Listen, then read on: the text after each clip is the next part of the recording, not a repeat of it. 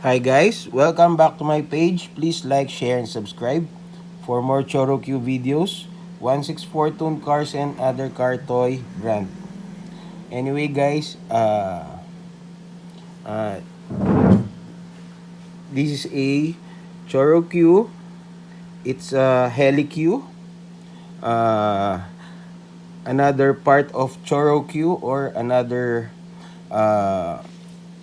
another toy from Choro Q guys.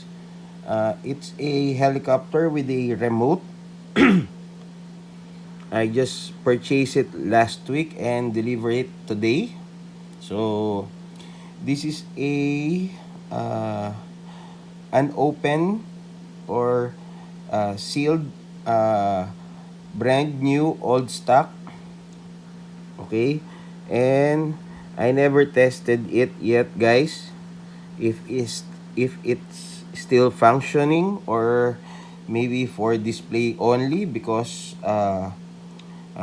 it has a damage. Anyway, it's a old stock, guys.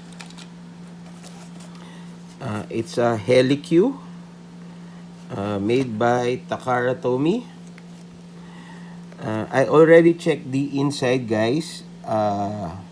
Even though it has a uh, bite marks of a Mickey Mouse, or I rather say rat, guys.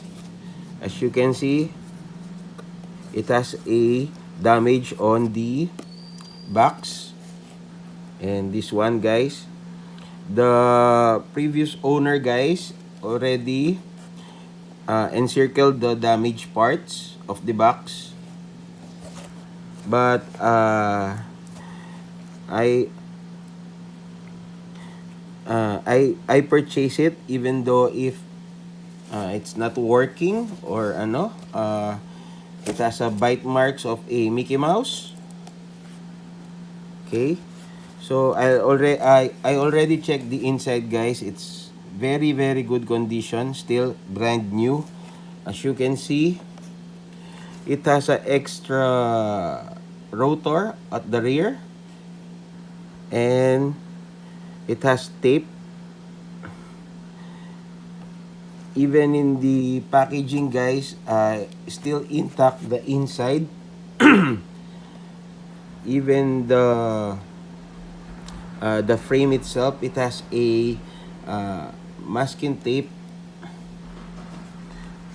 Okay, so this one, guys, is produced by Tomy Takara at 2007. Even though it has a bite marks of a Mickey Mouse, guys, still in good and brand new form. Anyway, I will make a video, guys, uh, when I tested it. For the meantime, guys, uh,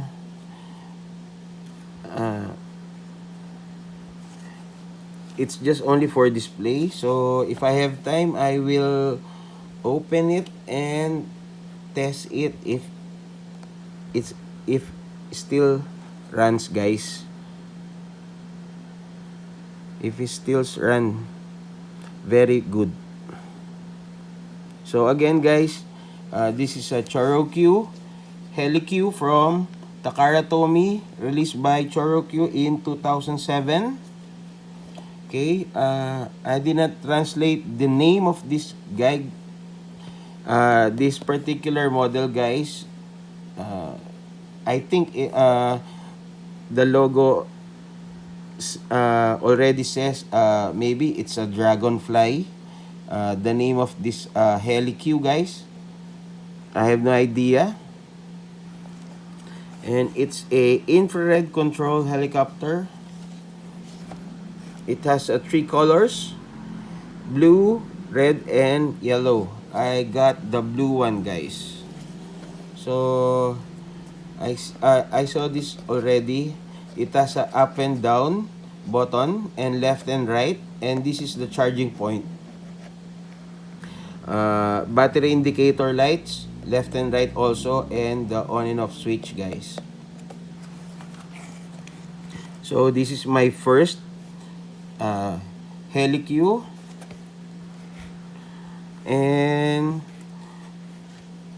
it has a damage. As you can see, guys, it has a damaged part. Although, this one, guys, came in Japan. One of my late orders that I received today. Okay. So, I just cut the plastic, guys. The tape. The sealed tape from Japan because I want to see the inside and check the parts or the remote if still in good condition and not beaten by Mickey Mouse. And I will make another video of this when it will work, guys. So hopefully, cross fingers, it will work and it will fly. Thank you, guys. Hope you like my videos. Please like, share, and subscribe. And again, guys, this is a Choro Q. It's a HELI-Q Dragonfly. And it's a remote control from Takara Tomy and released in 2007. Thank you, guys. Hope you like my videos. Please like, share, and subscribe. Bye.